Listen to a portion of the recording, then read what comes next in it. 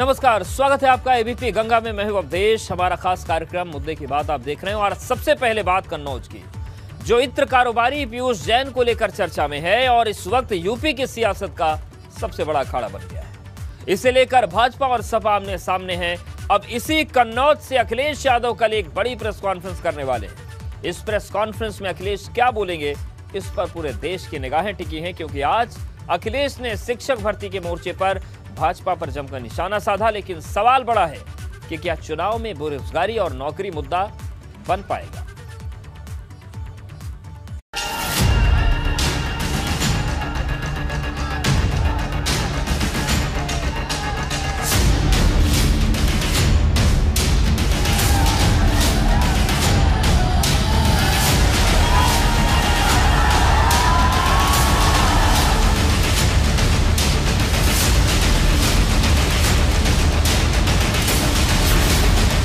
शिक्षक भर्ती का बहाना, अखिलेश का भाजपा पर निशाना।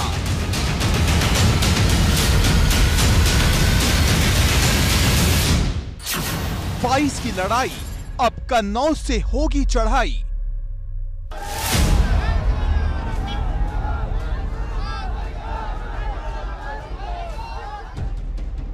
देश के सबसे बड़े सूबे की सबसे बड़ी जंग में अब 2 महीने से भी कम का वक्त बचा है और अब अखिलेश यादव ने शिक्षक भर्ती के लिए आंदोलन कर रहे अभ्यर्थियों के बहाने भाजपा पर तंज कसकर यूपी की सियासत का पारा चढ़ा दिया है। अखिलेश यादव ने एक ट्वीट किया है जिसमें अपनी मांगों को लेकर प्रदर्शन कर रहे एक प्रदर्शनकारी का गला पुलिसकर्मी दबा रहा है। हालांकि ये पहली बार नहीं है जब शिक्षक भर्ती के मुद्दे पर अखिलेश ने भाजपा पर निशाना साधा हो।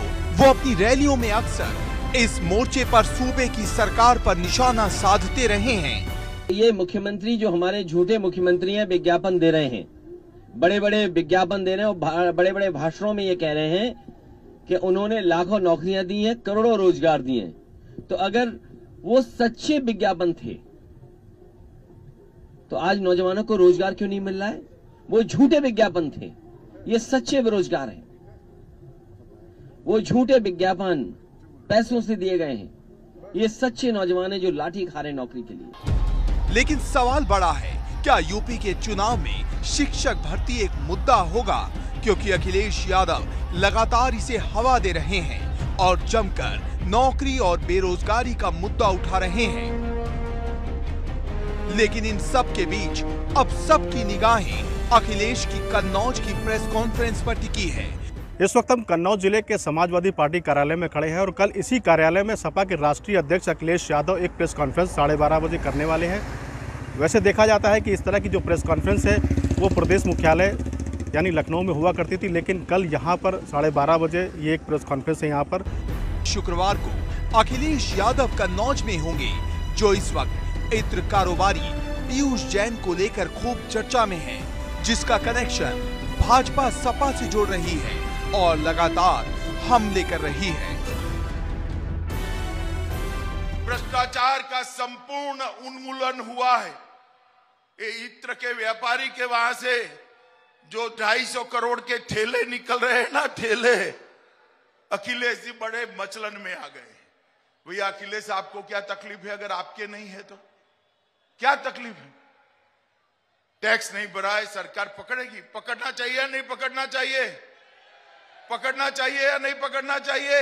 उस समय की सरकार में जो लोग बैठे हुए थे, गरीब का पैसा हड़प जाते थे और आज वही गरीब का पैसा दीवालों से निकलते हुए आपने पिछले 4 दिनों के अंदर देखा होगा। जेसीबी लगा करके पैसा निकाला जा रहा है, क्योंकि इन लोगों ने गरीब का पैसा लूट करके घरों में रख दिया था। ऐसे में अखिलेश कन्नौज से क्या पलटवार करते हैं, ये देखना होगा। वैसे भी कन्नौज समाजवादी पार्टी का बड़ा गढ़ रहा है। यहीं से पहली बार अखिलेश सांसद बने थे और जीत की हैट्रिक लगाई। यहीं से अखिलेश की पत्नी डिंपल यादव पहली बार सांसद बनी थी। लेकिन 2019 के लोकसभा चुनाव में भाजपा ने सपा का ये किला ढहा दिया। अब अखिलेश की नजर फिर से अपने किले पर कब्जा कर भाजपा को कड़ी चुनौती देने की है, लेकिन सवाल बड़ा है, क्या अखिलेश अपने किले को फिर से जीत पाएंगे? Bureau report, ABP Ganga. और अब बात शाह के इल्जाम की, साइकिल वाले निजाम की, क्योंकि आज अमित शाह ने अखिलेश यादव पर ऐसा निशाना साधा कि यूपी की सियासत का पारा चढ़ गया। आज अमित शाह ने यूपी में 3 जनसभाएं की और हर जनसभा में उनके निशाने पर अगर कोई था तो वो थे अखिलेश यादव, जिन्हें वो कभी निजाम तो कभी जिन्ना तो कभी बाहुबली के मोर्चे पर घेरते रहे। बाकी बची कसर सीएम योगी ने पूरी कर दी।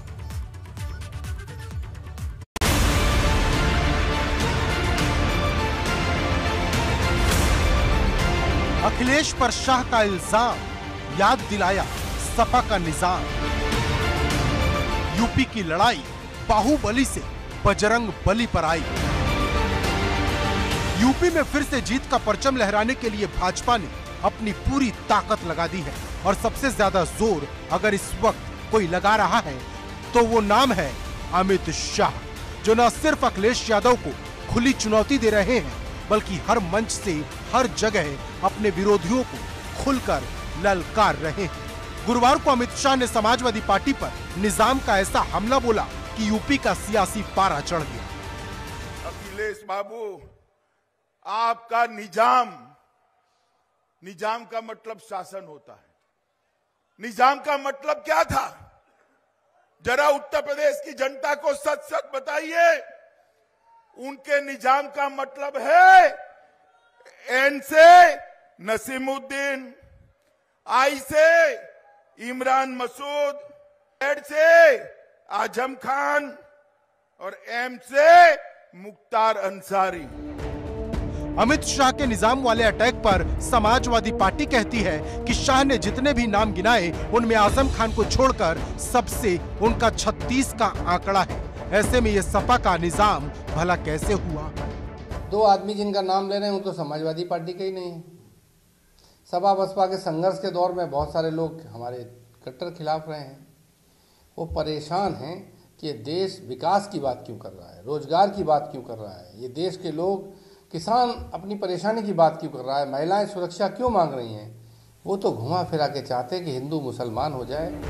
लेकिन अमित शाह यहीं नहीं रुके। उन्होंने एक हमला बाहुबली और बजरंग बली का जिक्र करते हुए अखिलेश यादव पर किया। समाजवादी पार्टी की सरकार थी, हर जनपद में बाहुबली परेशान करते थे या नहीं करते थे? जोर से बोलो, करते थे या नहीं करते थे? हमारी बहन बेटियों को परेशान करते थे या नहीं करते थे? जमीन छीन लेते थे या नहीं छीन लेते थे? आज योगी जी के राज में कोई बाहुबली दिखाई नहीं पड़ता, केवल बजरंग बली दिखाई पड़ता है, बजरंग बली दिखाई पड़ता। गौरतलब है कि जब अखिलेश यादव अपना विजय रथ लेकर रायबरेली पहुंचे थे तो बजरंग बली के दर्शन करते नजर आए थे, जिसकी तस्वीर अखिलेश यादव ने ट्वीट भी की थी। लेकिन अमित शाह पूरी रणनीति बनाकर आए थे। वो चुन चुन कर अखिलेश पर हमला कर रहे थे। मित्रों, पश्चिमी उत्तर प्रदेश पूरा गन्ने का प्रदेश। अब इनको तो गन्ना का नाम ही मालूम नहीं है। जिन्ना जिन्ना जिन्ना जिन्ना करते हैं। अरे भाई, जिन्ना का कोई काम नहीं है, वो पाकिस्तान चले गए थे। यहां पर गन्ने का काम है। अमित शाह ने गुरुवार को यूपी के 3 जिलों में जनसभा की। हर जगह से अखिलेश यादव पर सीधा निशाना साधा और भाजपा के लिए माहौल बनाया। यूपी में सबसे बड़ा सवाल भाजपा की वापसी का है, जिसे पुख्ता बनाने के लिए खुद सीएम योगी भी अपनी ताकत झोंक रहे हैं, जो जनसभा और सौगातों के जरिए दावेदारी को मजबूत कर रहे हैं। सीएम योगी ने गोरखपुर को 300 करोड़ से ज्यादा की सौगात दी, तो महाराजगंज और पीलीभीत को भी निराश नहीं किया। लेकिन जहां योगी जनता की झोली भर रहे हैं, वहीं अपने विरोधियों पर चुभते हुए हमले भी कर रहे हैं। 2014 के पहले देश के अंदर अविश्वास था, देश में अराजकता थी, देश में लोगों के मन में सरकार के प्रति एक गुस्सा था, व्यापक भ्रष्टाचार था, आतंकवाद, उग्रवाद सिर चढ़ करके बोलना था।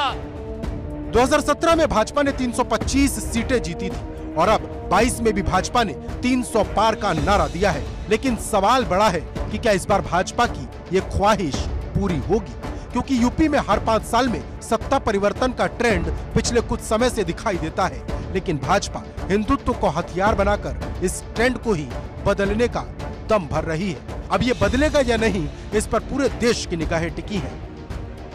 Bureau report, ABP Ganga. चित्र व्यापारी की जिसको लेकर सूबे की सियासत का पारा चढ़ गया है, हर रैली हर मंच से जिक्र हो रहा है। लेकिन अब यह जिक्र सिल्वर स्क्रीन पर भी होगा, क्योंकि फिल्म प्रोड्यूसर कुमार मंगत ने पीयूष जैन पर हुई छापेमारी पर रेड 2 बनाने का ऐलान किया है। आपको बता दें कि इससे पहले कुमार मंगत ने जो रेड फिल्म बनाई थी उसकी भी कहानी कानपुर से जुड़ी थी और इत्रकारों। वाराणसी में हुए काशी फिल्म फेस्टिवल में कानपुर कन्नौज रेड पर फिल्म बनाने की घोषणा की है। कुमार मंगत पाठक ने अजय देवगन की ब्लॉकबस्टर मूवी रेड की तर्ज पर पीयूष जैन के घर पर पड़ी छापेमारी पर बनने वाली फिल्म को रेड 2 नाम दिया है। आपको बता दें कि 2018 में सिल्वर स्क्रीन पर धमाल मचाने वाली फिल्म रेड भी कानपुर में 1980 के दशक में हुई इनकम टैक्स की सबसे भ्रष्टाचार का जो इत्र उन्होंने पूरे यूपी में छिड़क रखा था, वो फिर सबके सामने आ गया है।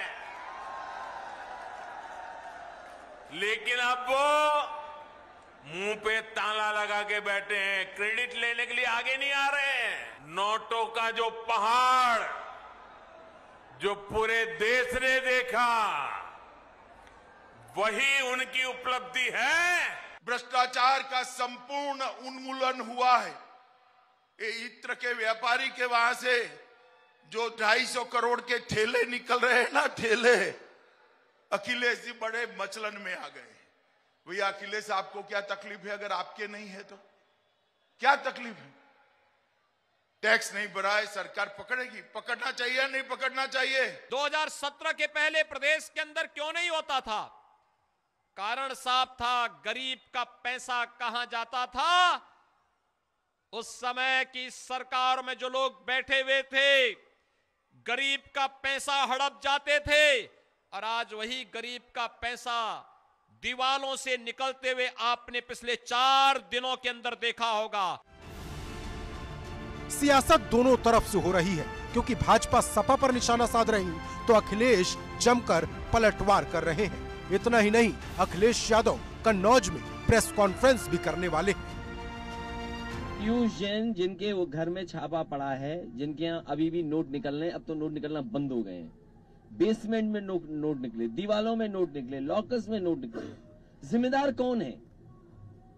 वो छापा मारना चाहते थे इत्र वाले के यहाँ, उसका नाम था पुष्पराज जैन, इनका नाम था पीयूष जैन। लगता है डिजिटल इंडिया की गलती हो गई।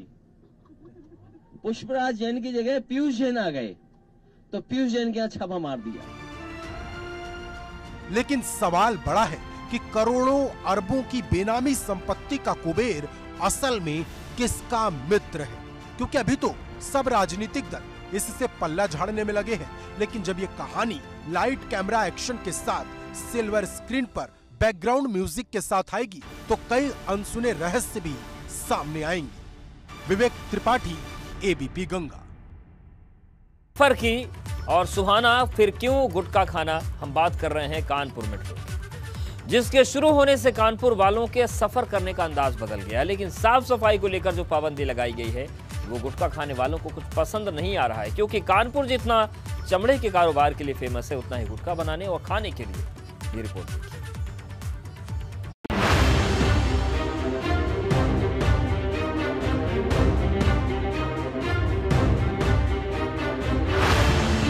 मेट्रो ने बढ़ाई कानपुर की शान, गुटकेबाज हुए परेशान। सुहाने सफर में गुटका बैन है, बिना गुटके के कहां कानपुरियों को चैन है। ये कानपुर मेट्रो है जिसने कानपुर वालों के सफर करने का अंदाज और मिजाज सब बदल दिया है। इस वक्त सियासत से लेकर चाय की चुस्की तक, लंच से लेकर डिनर तक इसी मेट्रो की चर्चा है। लोग भर भर कर मेट्रो में सफर कर रहे हैं। कोई जोड़े में है तो कोई सपरिवार है, कोई आईआईटी से मोती झील तो कोई मोती झील से आईआईटी। कितना उत्साहित है मेट्रो में सफर करने को लेकर के? बहुत ज्यादा। आप कहाँ तक जा रहे हैं? सर साथ में ही हम लोग जा रहे हैं। साथ में जा रहे हैं। मेट्रो का एक तोहफा है, बढ़िया है, बहुत अच्छा है। जी हाँ। अच्छी साफ सुथरी रखेंगे मेट्रो को? बिल्कुल बिल्कुल, हमेशा श्योर सर। मेट्रो को साफ रखने की कोशिश करी जा रही है, आगे और बढ़ जाते हैं। आप लोग कहाँ तक जा रहे हैं? हम लोग यहाँ से IIT कानपुर तक जा रहे हैं। कानपुर मेट्रो का तोहफा है या क्या मानते हैं? तोहफा ही है, अच्छा ही है। बम्पर कमाई देख मेट्रो वाले भी गदगद हैं, क्योंकि पहले ही दिन 30,000 लोगों ने मेट्रो में सफर कर यूपी मेट्रो रेल कॉरपोरेशन की झोली भर दी, जिससे मेट्रो को करीब 30 लाख रुपए की कमाई हुई, जबकि मेट्रो प्रबंधन ने पहले दिन सिर्फ 20 से 25,000 लोगों के सफर की उम्मीद लगाई थी। कानपुर वासियों ने बहुत अच्छे तरीके से इस मेट्रो को अपनाया। पहले दिन बहुत भारी संख्या में लोग आए, मौसम बहुत खराब था, उसके बावजूद ठंड बहुत ज़्यादा थी, बच्चे बहुत सारी संख्या में आए और करीब 30,000 की राइडरशिप थी पहले दिन। और जबकि ज़्यादातर लोग दोपहर बाद आए, तो हम आज और ज़्यादा भीड़ की उम्मीद लगा के बैठे हैं और ख़ासकर नए साल पे, नए न्यू ईयर ईव पे और ज़्यादा भीड़ होने की उम्मीद है। लेकिन जहां कानपुर मेट्रो गदगद है, वहीं कानपुर वासी मेट्रो के बनाए नियम से निराश है, क्योंकि मेट्रो सफाई और स्वच्छता का संदेश दे रहा है, जिससे कानपुरिया मेट्रो के अंदर गुटखा पान मसाला ले नहीं जा पा रहे। आलम यह है कि मेट्रो में एंट्री के वक्त चेकिंग के दौरान बरामद हुए गुटखों का अंबार लग गया है, जिससे कंपोस्ट खाद बनाने की तैयारी हो रही है। ये देखिए बड़ी संख्या में लोग यहाँ पर पहुँच रहे हैं और जो मेट्रो का एक पेटी आपको दिखाना चाहेंगे, ये पेटी है। कनपुरिया गुटखाबाज जब यहाँ पर पहुँचते हैं तो इतनी बड़ी संख्या में ये गुटखा मिलता है, मसाला मिलता है, जिसे फ्रिस्किंग के समय निकाल दिया जाता है और ये इसमें साफ लिखा हुआ है, मेट्रो हमारी, सफाई का फर्ज हमारा। कानपुर मेट्रो आपका स्वागत जरूर करता है। इसे साफ सुथरा रखने में कृपया हमारा सहयोग करें। आपको बता दें कि कानपुर जितना ग्रीन पार्क स्टेडियम और चमड़े के उद्योग के लिए फेमस है, उतना ही गुटखे के कारोबार के लिए भी। यहाँ गुटखा चाय बिस्कुट की तरह खाया जाता है, लेकिन कानपुर की मेट्रो ने कानपुर वालों से उनका गुटखा छुड़वा दिया है। अभी पिछले ही महीने कानपुर के ग्रीन पार्क स्टेडियम में भारत न्यूजीलैंड के बीच टेस्ट मैच हुआ था। उस वक्त शोभित पांडे नाम के शख्स की गुटखा खाने वाली तस्वीर खूब वायरल हुई। अब कुछ गुटखेबाज सोच रहे होंगे कि जब स्टेडियम में गुटखा खाया जा सकता है तो मेट्रो में क्यों नहीं ले जाया जा सकता। वैसे कानपुर मेट्रो जब से शुरू हुई है तब से कोई ना कोई विवाद खड़ा ही हो रहा। एक सवाल सियासत का भी है। सूबे की योगी सरकार और केंद्र की मोदी सरकार इसे अपनी उपलब्धि बताती है तो समाजवादी पार्टी के नेता और कार्यकर्ता अपनी। देखिए, ये तो मेट्रो पहले सबसे बड़ी बात कि ये मेट्रो कानपुरियों की है, हम लोगों की है। और सबसे बड़ी बात है कि इस पर किसी को जुबानी जंग इसलिए नहीं करनी चाहिए कि तत्कालीन सरकार में जब भारत सरकार ने 3,555 करोड़ रुपए की बैंक गारंटी लेकर इस मेट्रो की सुविधा की स्वीकृति दी और एक चुनावी शिलान्यास मात्र तत्कालीन मुख्यमंत्री अखिलेश जी ने कर दिया और कोई एक भी पैसा आप नेट पर उठाकर देख लीजिए बजट में नहीं दिया। देखिए, चुनाव नजदीक है तो हर कोई इससे लेना चाहता है, पर कानपुर के लोग भी जानते हैं और आप मीडिया के साथी भी जानते हैं कि जो मेट्रो की आधारशिला रखी गई थी वो समाजवादी सरकार में अखिलेश यादव जी ने रखी थी। सवाल सफाई का है, उस स्वच्छता के पैमाने का भी है जिसे दिल्ली मेट्रो ने गढ़ा और फिर नोएडा, गाजियाबाद के बाद लखनऊ मेट्रो ने आगे बढ़ाया। अब यही जिम्मेदारी कानपुर मेट्रो पर है, लेकिन ये सख्ती, ये पाबंदी कानपुर के कुछ लोगों को रास नहीं आ रही। कानपुर से रतीश त्रिवेदी, एबीपी गंगा। चलिए अब बात करते हैं प्रधानमंत्री मोदी के पर्वत प्लान की। आज प्रधानमंत्री उत्तराखंड दौरे पर थे। हल्द्वानी से उन्होंने उस लखवाड़ डैम परियोजना की आधारशिला रखी जो 45 साल पुराना सपना है। इसके साथ साथ उन्होंने 17,000 करोड़ से ज्यादा की योजनाओं का शिलान्यास और उद्घाटन किया।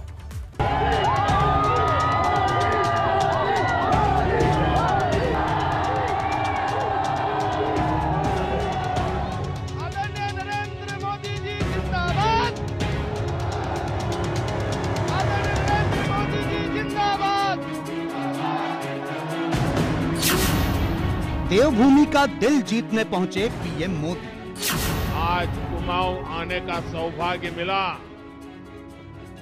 तो स्वाभाविक है कि आप लोगों के साथ जो मेरा पुराना नाता रहा है उसकी पुरानी यादें ताजा होना बहुत स्वाभाविक है। और इतनी आत्मीयता से